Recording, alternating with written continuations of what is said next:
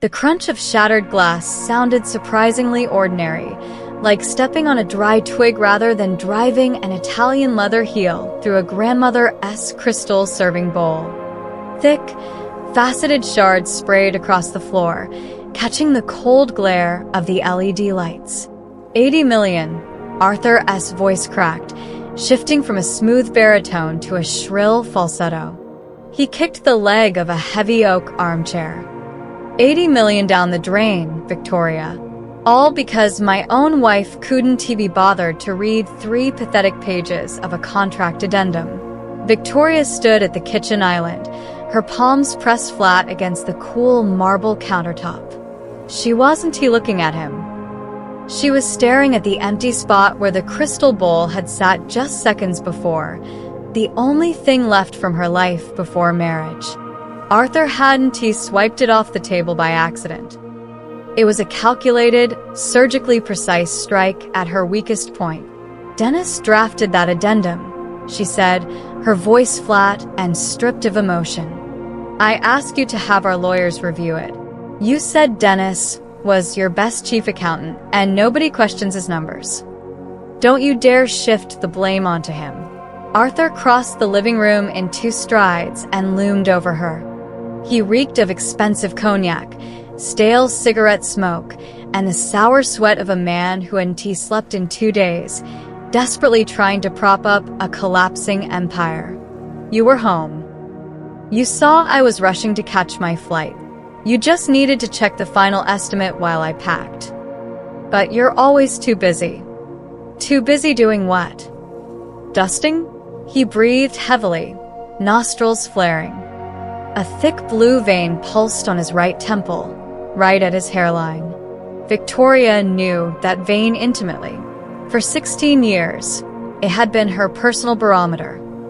If it was throbbing, she was supposed to shut up, shrink away, melt into the wallpaper, and become convenient and invisible.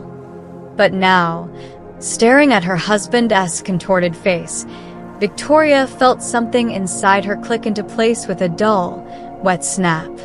Like a broken bone finally set straight after years of healing wrong. The familiar fear, usually spreading through her veins like thick sludge, suddenly evaporated. All that remained was a sterile, almost clinical clarity. I'm not your secretary, Arthur, she said quietly, looking straight at the bridge of his nose. And I'm not your housekeeper. I'm your wife. Was your wife? Arthur blinked, thrown off by her tone. He'd expected tears. He'd expected excuses, the usual nervous babbling, the familiar grab for his hand. Her calmness broke the script, and that only made him angrier. Wife. He sneered, baring his teeth. A wife is a partner. You're dead weight. A little gray mouse I pulled out of a rundown suburb, put shoes on, dressed up, and led into polite society. You've been leeching off me for 16 years, Victoria. And when I ask for one single favor, just keeping an eye on some paperwork while I bust my gut for this family, you screw it all up. You tanked the deal with Vance. Vance wouldn't have signed the contract anyway, Victoria said, slowly pulling her hands from the counter and standing up straight. He's got his own contractors. You were trying to crash a rival's territory, Arthur. You overplayed your hand. Her husband's face flushed red. The air in the room grew thick and heavy, like the moment before a gas explosion. Get out, he hissed, enunciating every syllable. Victoria didn't flinch. I said, get out of my house. Arthur roared, spraying saliva. I want you gone within the hour. And don't even think about packing my stuff. Take only your cheap clothes. The exact same rags you showed up with. Jewelry, watches, credit cards. Everything on the table. Now, fine. She turned and walked calmly toward the bedroom, not breaking her pace. Fine? His voice chased her down the hall. You think I'm joking? I'll leave you penniless, you hear me? You'll end up freezing under a bridge. Who wants a 40-year-old housewife who hasn't worked a single day in her life? Victoria clicked the closet light on. The spacious walk-in, lined in light wood, smelled of lavender and cedar. She pulled a worn, scuffed suitcase from the top shelf, the exact same one she'd actually moved in with years ago. She packed methodically, like she was heading for a routine business trip. No expensive dresses her husband had bought for status dinners. Just simple turtlenecks, jeans, underwear, comfortable shoes. The door swung open. Arthur leaned against the frame, arms crossed. He watched her, breathing heavily and loudly through his nose. Playing the proud martyr? He drawled, watching her fold a gray sweater. Keep it up. You'll be crawling back by tonight. Where are you even going? To your crazy Aunt's cramped little apartment. Or renting a bunk in some migrant hostel. Victoria sat silent. She walked over to the vanity, unclasped the gold watch from her wrist, a 10th anniversary gift, and laid it on the glass. Next went the diamond earrings. Then, slowly, she slid off her wedding ring. It tapped the countertop with a thin, pathetic chime. The cards, Arthur reminded her, his eyes gleaming with spite. She pulled a leather card holder from her purse, took out 3 bank cards linked to his accounts, and dropped them next to the ring. And the car keys. The keys landed on top of the cards. Happy now? Victoria turned to him. Her face was completely blank, like a sheet of wax. I'll be happy when that door closes behind you, he snapped, though the certainty was already bleeding from his voice. Her obedience unnerved him. It felt wrong. Do you even realize what you've done? The company is going to get audited because of you. Vance isn't going to let this slide. I'm sure you and Dennis will figure something out. You're brilliant strategists, after all. She turned back to the suitcase. Arthur didn't see her hands freeze for a split second. Beneath the folded laundry, at the very bottom, lay the reason she'd endured this final, grotesque performance. A thick plastic folder. It didn't hold old letters or photos. It contained printouts of shadow accounting, copies of fake contracts, bank statements from offshore accounts in Cyprus that Arthur thought only he and his hand-picked accountant knew about. Records of wire transfers to shell companies tied to Deputy Mayor Vance. 6 years ago, when Arthur had raised his hand to her for the first time, Victoria realized he'd never just let her walk away. He'd destroy her, crush her, leave her with nothing, just to prove a point. So, she started her own project. The quiet, unassuming housewife with a degree in economics, a fact her husband had conveniently forgotten, began methodically piecing together the puzzle that would eventually land him in a prison cell. She photographed his unlocked laptop screens while he slept off drunk binges.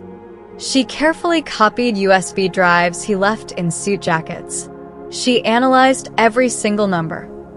She zipped the suitcase.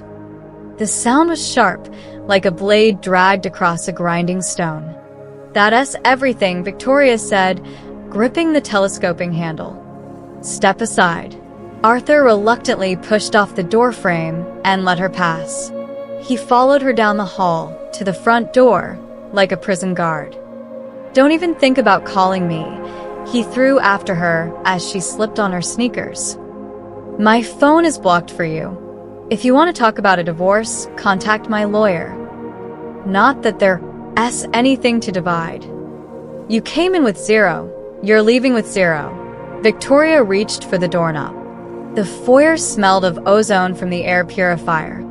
A perfectly clean, sterile house that had been her gilded cage for 16 years. She turned back. Arthur stood 3 steps away, disheveled, furious, utterly convinced of his own impunity. He was drunk on his power, completely blind to the fact that he was standing on a cliff edge. You're right, Arthur, she said, her voice soft, almost gentle. There's absolutely nothing to divide. Call a cleaning service. You'll cut your feet on the glass. She stepped over the threshold and gently pulled the heavy oak door shut. The lock clicked, severing her from her past life. Victoria stood in the hallway, feeling the fine tremors in her calves. Not from fear, but from adrenaline.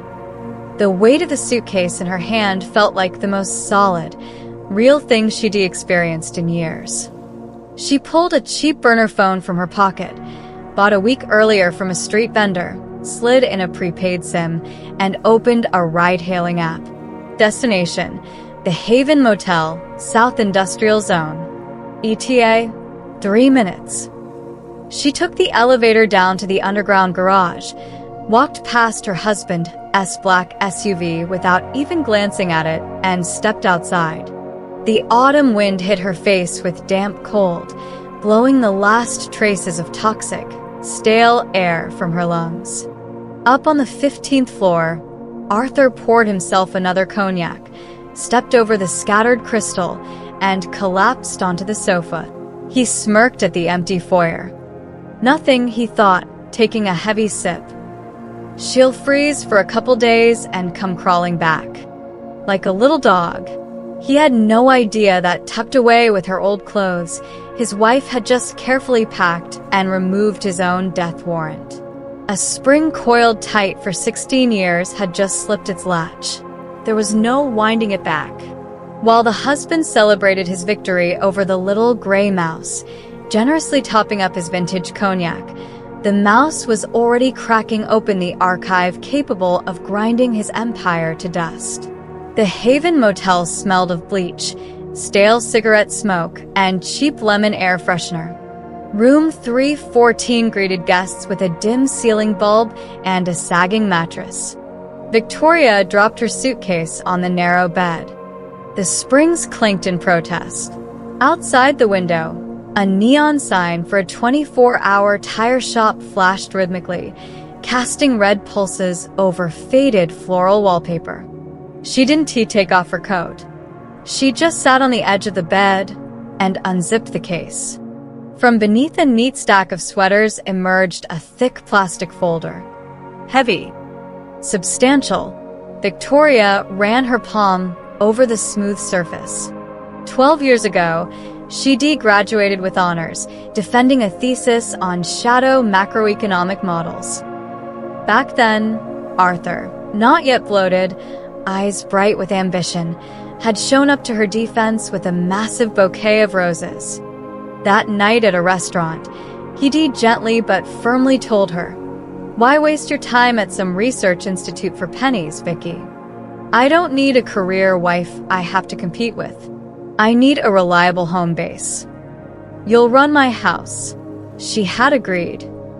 She folded her ambitions like a sheet of paper and tucked them into a drawer. But you can't just flip a switch on an analyst's brain. When her husband started bringing home not just money, but entitlement, and eventually aggression, that brain quietly, without fanfare, switched to autonomous data collection mode. She untied the folder S ribbon. The documents settled in a dense layer over the faded bedspread. Cash laundering diagrams, fake completion certificates, registry extracts for shell companies registered to distant relatives of Chief Accountant Dennis. Victoria knew every digit by heart. She pulled out the burner phone. Before striking, she had to make sure the enemy was relaxed and confident. She had to feed his ego. Victoria Daiel. The rings dragged on, thick and slow. Finally, a click. Muffled restaurant music played in the background before a voice answered. Dennis speaking. "It's me." Victoria forced a tremor into her voice. She deliberately hunched her shoulders, physically slipping into the role of a broken, terrified woman. "Oh, Mrs. Arthur." The accountant's voice instantly smoothed into a well-fed, patronizing smile. "What a surprise. Arthur and I were just discussing your rather sudden departure. Dennis, please." Arthur froze my cards. "I've only got cash for one night in this dump." "And how exactly can I help?" he drawled. Glass clinked in the background. "Toasting, probably." "I'm just a hired hand, Mrs. Arthur. I take orders."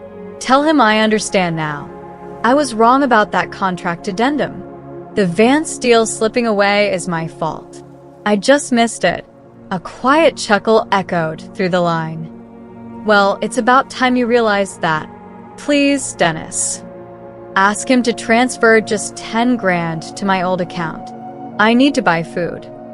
I can't sleep in this filth." "Arthur S. not in a charitable mood tonight," the accountant replied, enunciating sharply, clearly savoring his power. "He said if you want back into civilization, you'll have to work for it. He's flying to the capital tomorrow to salvage the deal. You just sit there and think about your behavior. They say austerity clears the mind. Good night, Mrs. Arthur." The line went dead. Victoria lowered the phone. The pathetic mask vanished instantly. Her jaw relaxed. Perfect. They were celebrating.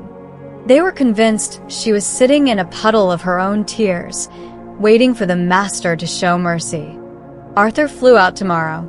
That gave her at least 48 hours of clean head start before he realized his safes were empty and copies of his shadow ledgers were landing on the right desks. She gathered the papers back into the folder, grabbed her wallet, and left the room. She descended the chipped concrete stairs into the lobby. Behind the reception desk sat a heavy-set woman in a chunky knit sweater, working on a crossword puzzle. The air around her smelled thick of instant coffee. "Excuse me," Victoria said clearly, stepping right up to the counter. The woman looked up, lips pressed in a frown, pale lipstick smudged. "What do you want?" "The water cooler on my floor is out. I don't need hot water. You've got a computer and a scanner in your back office." I saw the monitor glow through the cracked door when I checked in. The manager frowned and tapped a pen on the desk. "And why would I do that?" "That's staff only. Guests aren't allowed back there." "Policy." Victoria pulled the only $5,000 bill from her wallet, withdrawn from her personal account a month in advance. She laid the crisp note on the glass tip dish. "I need scanner access. Exactly 1 hour. And internet to send 3 emails." The woman's eyes flicked to the money. Suspicion and everyday greed warred in her gaze for a second. "You're not from the cops, are you? Trying to audit us?" "If I were, I'd walk in with a warrant, not cash," Victoria replied evenly.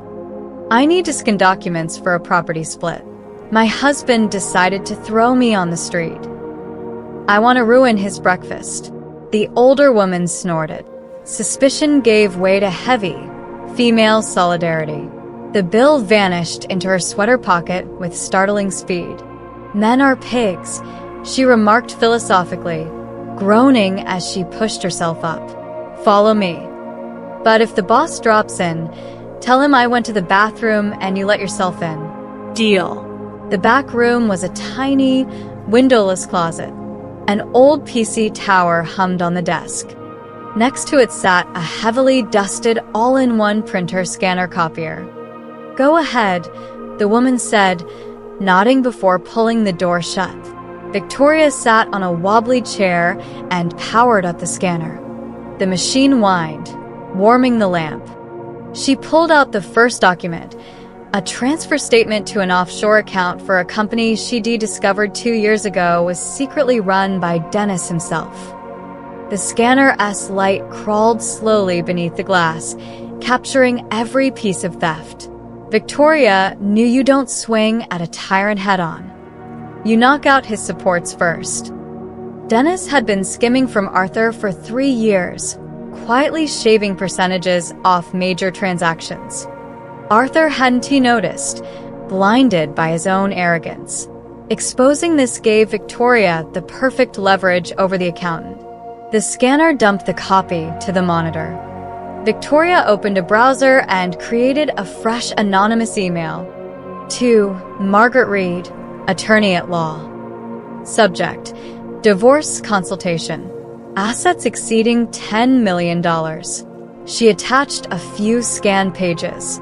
Harmless enough on the surface, but enough for any sharp lawyer with a predatory instinct to smell a massive payday. Then the second email. To Isaac Brooks, personal email. Subject: blast from the past. And something interesting for your department. Victoria watched the blue progress bar as the files uploaded.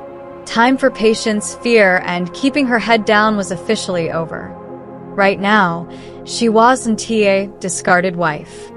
She was a cold-blooded crisis analyst who had just begun liquidating a failing enterprise. She shut down the computer, took the originals, and slipped quietly into the empty motel hallway. Tomorrow would be day one of her husband's end. In a fight against a man used to buying people wholesale and retail, going solo is suicide. Victoria knew that better than anyone. If you're stepping into the ring with a bear, you don't bring a stick. You bring a pack of starving wolves. And she found her first wolf on the 22nd floor of the Imperial Tower. Reed Partners smelled of fine leather, sharp espresso, and shattered lives. Margaret Reed sat behind a massive slab of black glass. She was around 50. A flawless geometric bob, a raven black suit, and the face of a woman who'd long ago forgotten how to be surprised. Victoria, Margaret checked a thin gold watch. You booked an express consultation. My time runs $40,000 an hour. You've paid for exactly 20 minutes. We've burned 3 on coffee. Let us get to it. Your husband, Arthur. Construction contracts. You want half? I want it all, Victoria answered calmly. She sat deep in the chair, not leaning back, still in the same gray sweater and jeans she'd left home in. Margaret smirked, a dry, professional smirk, the kind that herds spurned wives' fantasies daily. Your husband has a stellar corporate legal team, as far as I know. You signed a prenup 16 years ago. It gives me a buyout worth a starter apartment in the suburbs and an old sedan. And you expect to overturn it in court? The lawyer sighed, reaching for a Parker pen. I'll be straight. Without hard proof of hidden assets, this is a waste of my time and, well, not your money. Do you have access to his accounts? Victoria silently placed a thick plastic file on the black glass. Inside were just 5 pages. This is a fraction, she said. Take a look. Margaret reluctantly hooked the file with a perfectly French manicured nail. She pulled out the pages. 3 seconds in, she stared at the first sheet with mild boredom. Then her eyebrows twitched, just slightly, and climbed. She turned the page. Then another.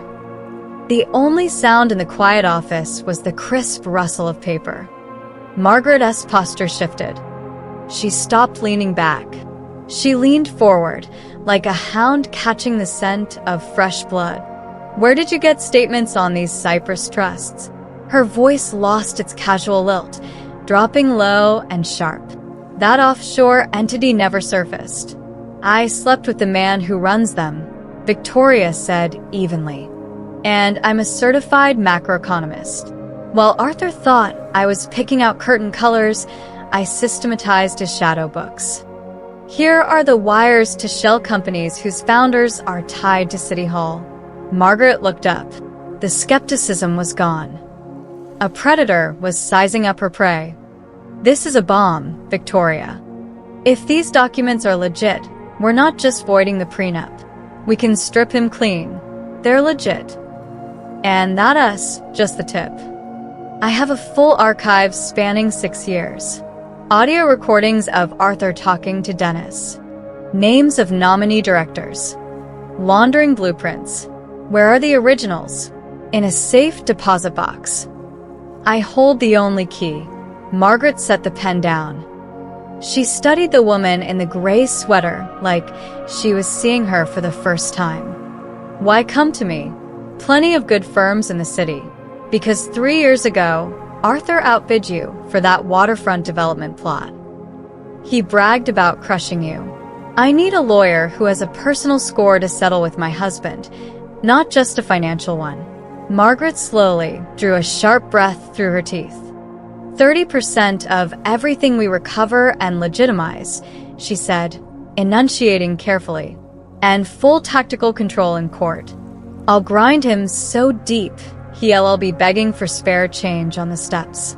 25%, Victoria cut in, and we stick strictly to my playbook. We don't just hit him with a divorce. We sink it with a tax raid. They held each other's gaze for a few seconds. The deal was sealed without a handshake. Agreed, Margaret nodded. But you need to vanish off the grid. The second Arthur realizes the files are gone, he'll unleash every dog he has. He's got a security detail and they don't play nice. Way ahead of you, Victoria stepped out of the glass doors into the noisy rush of the avenue. The autumn air smelled of exhaust and roasted nuts. She took a few steps toward the bus stop when her peripheral vision caught a glitch. In the flowing river of office workers and students, one figure moved wrong. A man in a plain navy jacket and a cap pulled low. When Victoria slowed near a pharmacy window, he stopped at a newsstand. When she sped up, the distance stayed locked at exactly 15 paces. A tracker. Arthur hadn't waited for nightfall. He'd either noticed the missing files or just decided to hedge his bets by hiring a freelancer. Her stomach muscles instinctively tightened, but Victoria forced her breathing to stay steady. Panic is a mistake. Panic makes you run, and running triggers the hunter-esque instinct. She kept walking at the same pace, shifting her route slightly. Ahead loomed a massive old city clinic building, a place with 3 exits, endless hallways, and chaotic foot traffic. She pushed through the heavy wooden doors. The sharp smell of antiseptic and old linoleum hit her. Pensioners crowded the coat check. Victoria slipped into the stream of people heading to the front desk, immediately turned right toward the stairs, and quickly climbed to the second floor. The man in the navy jacket entered the lobby a second later. She caught a glimpse of his cap through the stairwell gap. Victoria turned down the surgical ward corridor. Near a treatment room stood a rolling cart with fresh linens. Without hesitating, she grabbed a white medical coat, threw it over her shoulders, tucked her hair under the collar, picked up a clipboard with forms from a side table, and walked briskly toward the staff exit at the far end. She didn't look back. A ward door slammed behind her. Heavy footsteps followed. Mom! A gruff voice called out. Victoria didn't break stride. She shoved open a door marked staff only and stepped onto a dark concrete stairwell leading to the inner courtyard. She tossed the coat over the railing, hurried down the chipped steps, slipped out a rusted metal door, and melted into a group of smokers near the service entrance. A minute later, she was boarding a city bus heading to the suburbs. An hour later, she stood at the threshold of a shabby apartment in an aging building. The door opened to a heavy-set woman with deep mouth lines and a sharp, scanning gaze. Mrs. Gable, a former nurse, rented rooms off the books and asked exactly 0 questions as long as rent was paid up front in cash. No pets, no overnight men. Clean the stove after cooking, she recited instead of a greeting, wiping her hands on a faded apron. First month rent up front. Leave early, you forfeit it. Works for me. Victoria handed over a roll of bills. I just need quiet. I'm finishing a thesis. I'll barely leave the room. Suit yourself. Mrs. Gable counted the cash, tucked it into her apron pocket, and stepped aside. Second door down the hall. Fresh sheets on the bed. The room smelled of mothballs and dusty paper. A worn sofa, a wardrobe with a clouded mirror, a desk by a fly-specked window. A perfect blind spot. No security team would look for a multimillionaire's wife in a dive like this. Victoria dropped her bag on a creaking chair and pulled out the cheap plastic phone. The screen lit up with a new message. She opened her email. The note sent from the motel to a former colleague had worked faster than expected. Isaac Brooks, now deputy head of field audits at the Federal Tax Authority, was ambitious and held a grudge. Years ago, Arthur had publicly humiliated him during a municipal bidding war. The reply was blunt, stripped of greetings. Files are interesting but thin. If you have the full picture on target it, meet me tonight at 8 p.m. in the park behind the theater. Come alone. IB Victoria locked the screen. A hard, unfamiliar smile touched her lips. The heavy, slow-moving state machinery had just gotten a tip. The trap she'd been building for years had finally snapped its steel jaws open. Now she just had to lure Arthur inside. The hunter and the prey had swapped places without either noticing. While Arthur's hired dogs combed cheap hostels and train stations, looking for a broken woman with a scuffed suitcase, the state machine was already raising a heavy, rusted axe over his empire.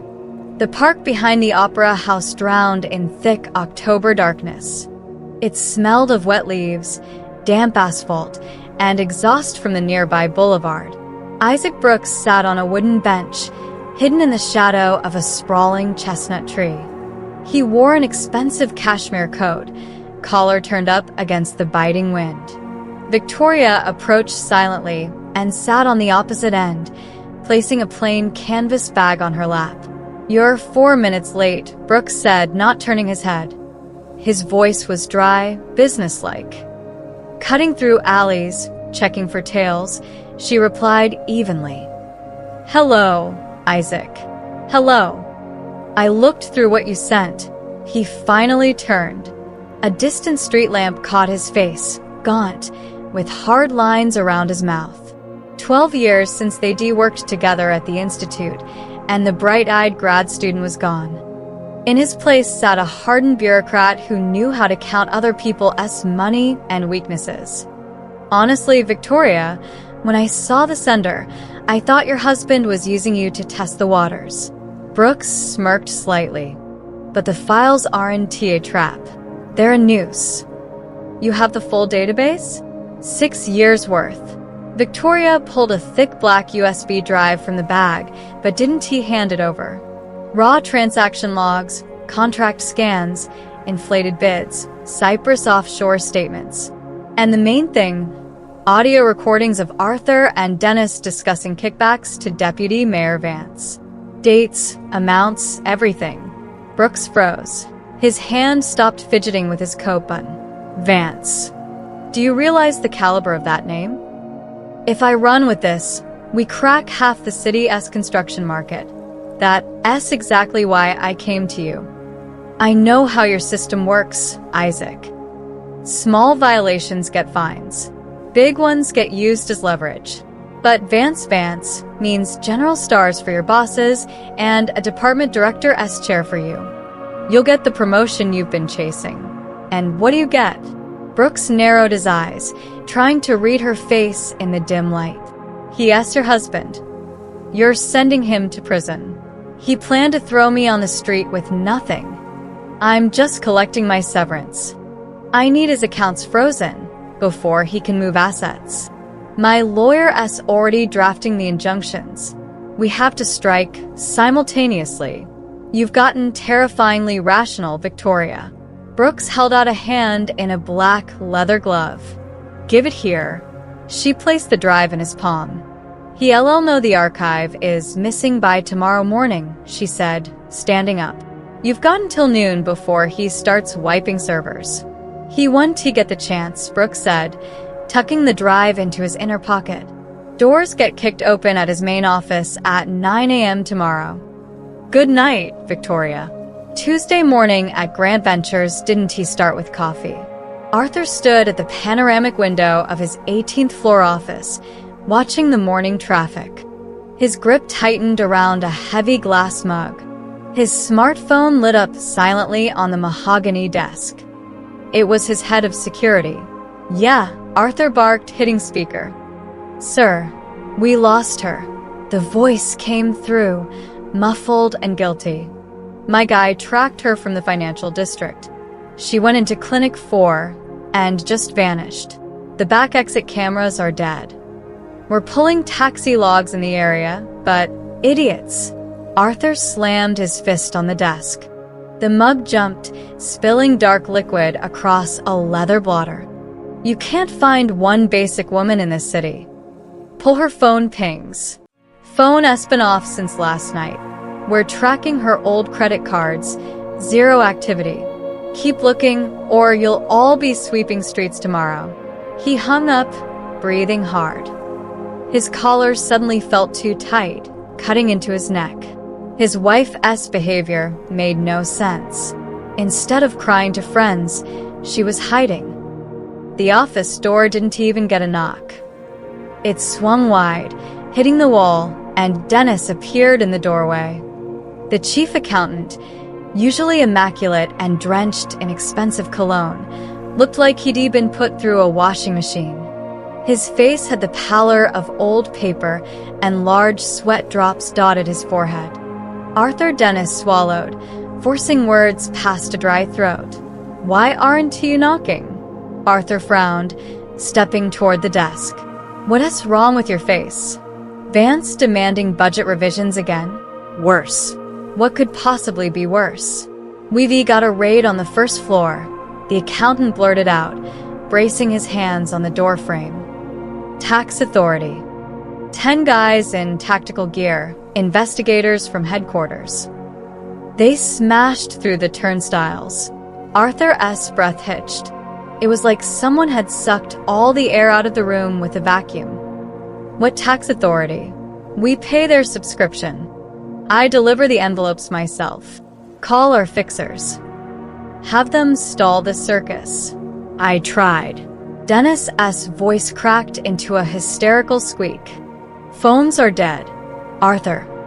They're not just auditing. They've got a seizure warrant. And do you know what they're looking for?" "What?" "Primary documents for the old shell companies. And the server with the global export correspondence. They know about the Cyprus accounts, Arthur. They came specifically for the folders I kept in the safe."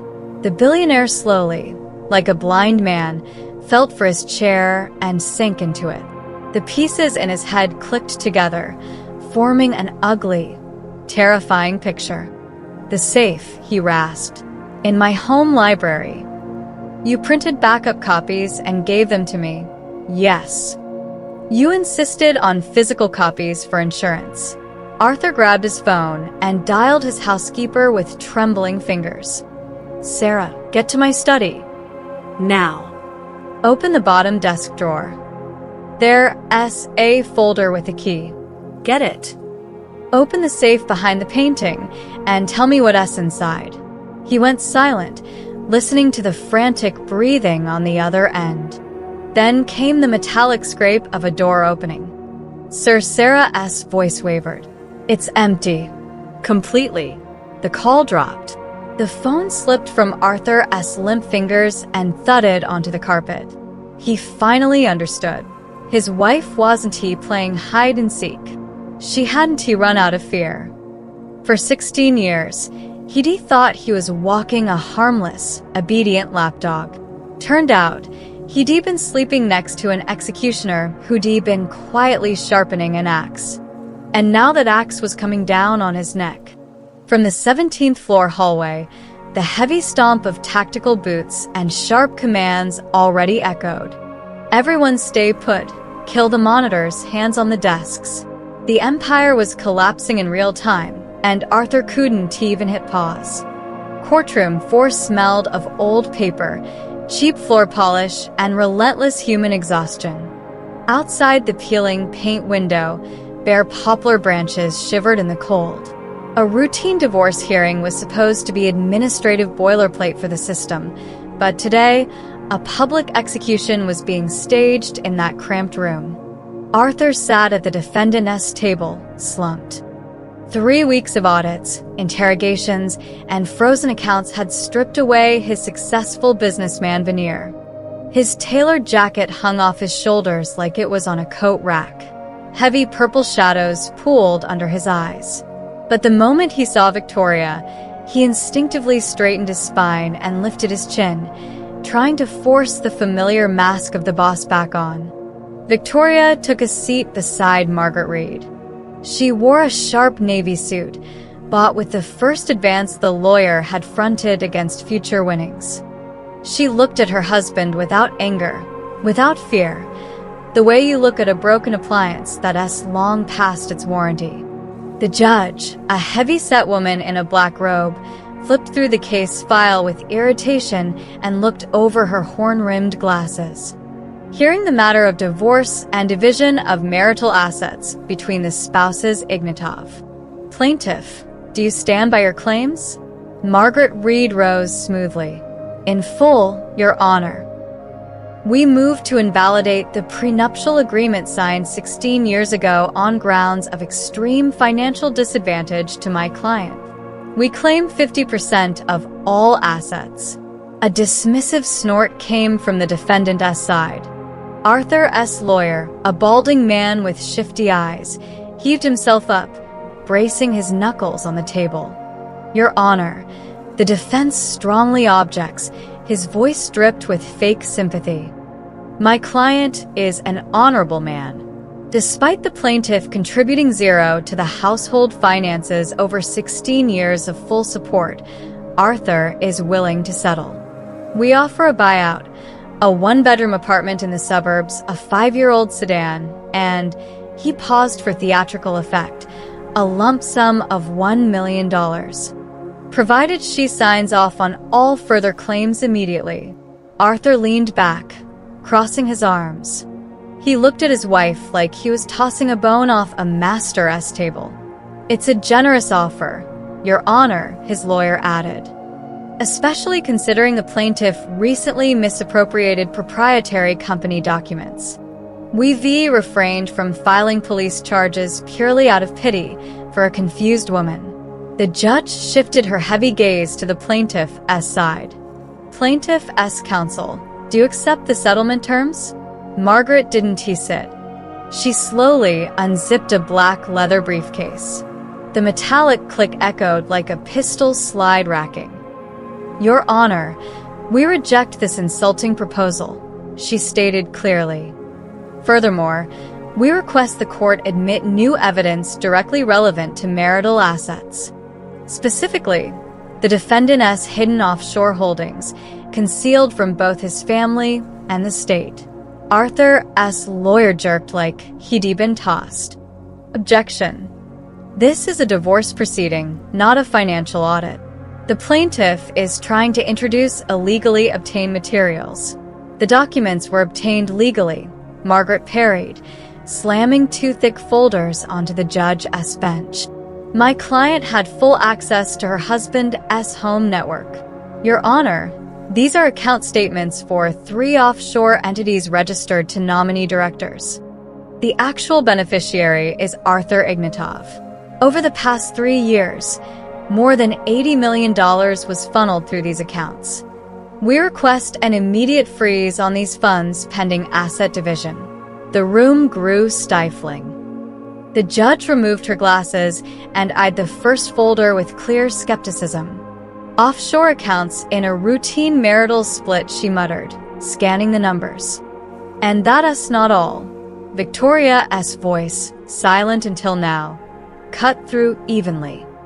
She wasn't looking at the judge. She was looking straight into her husband's eyes. In folder 2 is a USB drive containing audio recordings. They capture my husband and his chief accountant discussing tax evasion schemes and the delivery of cash bribes to a public official, Deputy Mayor Vance. Arthur went pale.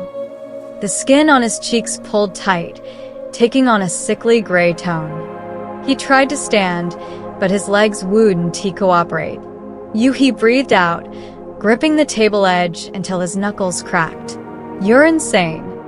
It's fabricated. Your Honor, she is mentally unstable. She has been in psychiatric care. My clearance from the neuropsychiatric clinic is spotless, unlike your accounting department, Victoria replied calmly. You taught me yourself, Arthur, that a wife is a partner. And a partner needs full visibility on capital flow. I was just doing my job. The defense lawyer frantically shuffled his papers, breaking into a cold sweat. Your Honor, I request a recess. We need to review these so-called proofs. No recess. The judge cut him off. Her professional boredom evaporated. She knew the material in front of her was guaranteed evening news fodder. Plaintiff, do you realize these allegations exceed civil jurisdiction? You're accusing the defendant of serious financial crimes and corruption. Fully aware, Your Honor, Victoria nodded, that SY copies of these documents and recordings were submitted to the Federal Tax Authority 2 weeks ago. The investigative committee has already opened a criminal case. I'm providing these materials to the court solely to prove my husband deliberately concealed massive sums from our marital estate. I demand my share of what remains after confiscation. Arthur made a sound like a punctured tire. His perfect world, built on bribes, threats, and total control, collapsed in a single second. He stared at the woman he'd spent 16 years treating as convenient furniture. Now, sitting before him was a ruthless surgeon, methodically lancing his infections without anesthesia. You destroyed everything, he hissed, ignoring everyone else. You bankrupted us. For what? Your bruised pride? Victoria turned her head. Her face held no triumph, no gloating, only cold disgust. So I never have to hear glass crunch under your boots again, Arthur. I didn't destroy you. I just stopped covering up your rot. The judge sighed heavily, closing the folder. Court orders the evidence admitted. Given newly revealed circumstances indicating criminal liability, this court issues a directive to transfer all materials to the prosecutor's office for integration into the ongoing criminal investigation. Session is closed. The date for the Asset Division hearing will be set upon conclusion of investigative proceedings. The wooden gavel cracked like a gunshot. Victoria stood, adjusted her shoulder strap, and walked toward the exit. Margaret followed, hiding a satisfied smile.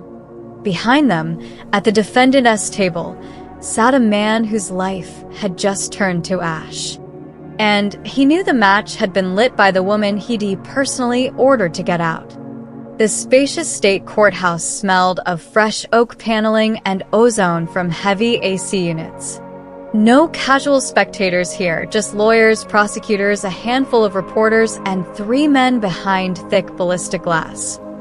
Over 8 months of investigation, that glass aquarium had turned into a terrarium where each man tried to devour the others for a lighter sentence.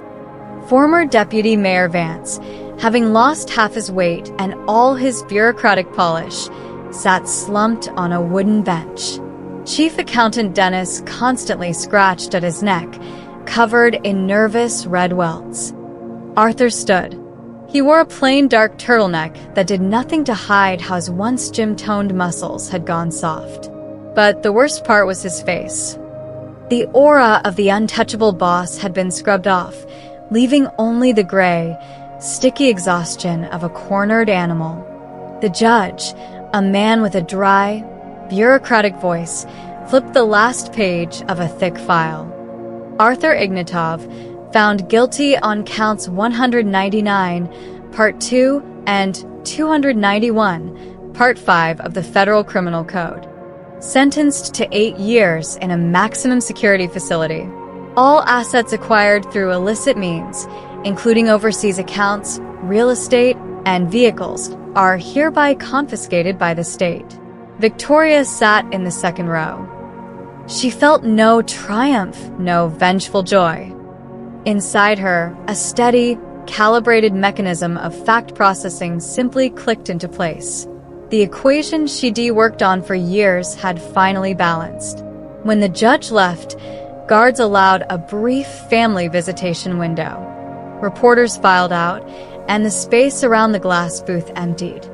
Victoria slowly approached the barrier. Arthur looked up. He stepped right up to the glass, close enough that his breath left foggy patches on the transparent wall. They had to speak through a narrow metal-grilled slot. Came to watch them lock me up? His voice was rough, like he'd been swallowing sand. I came to close the work order, Arthur. Victoria replied calmly. You left me naked. Lawyers drained my legal accounts. The state took the rest. House, cars, everything has gone to auction. Happy? This isn't about happiness. It's about equilibrium. You took 16 years from me, making me believe I was worthless. I took the tool you used to do it. Money. He dropped his eyes to his hands, marked with tiny scratches from nervous picking. I hated you for the first 3 months in holding Victoria, he said quietly. Every minute. I planned how I'd get out and break your neck. Then Dennis started flipping on me, begging for a reduced sentence. Vance tried to pin the whole scheme on me. My City Hall friend stopped taking my lawyer's calls. And I realized one thing. Victoria stayed silent, letting him talk. She wasn't interested, but she decided to hear him out. Of everyone in my life, Arthur gave a crooked smile, looking at her through the thick ballistic glass. Only you played fair. You warned me Vance was a mistake. And when I threw you out, you didn't throw a tantrum. You just pressed a button. I am sorry, Victoria. For everything. For that glass. For what I became. She studied him, checking her own internal readings. Nothing. No pitch, no anger, no varmt. Absolute zero. Your apology is noted, Arthur. But it has no backing. The collateral is gone. Convoy. A sergeant barked sharply. Defendants to the wall. Hands behind your backs. Arthur turned and obediently, out of habit, cuffed his hands behind his waist. A dry metallic click echoed. Victoria turned away and walked toward the doors, not waiting to see them let out. A week later, she sat in a conference room on the 45th floor of the Federation Tower. Beyond the floor-to-ceiling windows, the city sprawled under cold spring sunlight. On the table sat a cup of black tea and a contract printed on heavy cream paper. Across from her sat Ian Roman, CEO of Atlas Holdings, the firm that had just bought out the remaining legal assets of her ex-husband. Ian was around 50. Sharp features, a flawless gray suit, and a habit of speaking without preamble. Victoria, I've thoroughly reviewed the audit materials your counsel submitted, Ian said, sipping from a tiny espresso cup. The tax authorities still can't figure out how one person, without server access or security clearance, mapped and systematized a multi-tiered Cyprus offshore network. I had strong motivation, Ian, and a lot of free time. Motivation fades.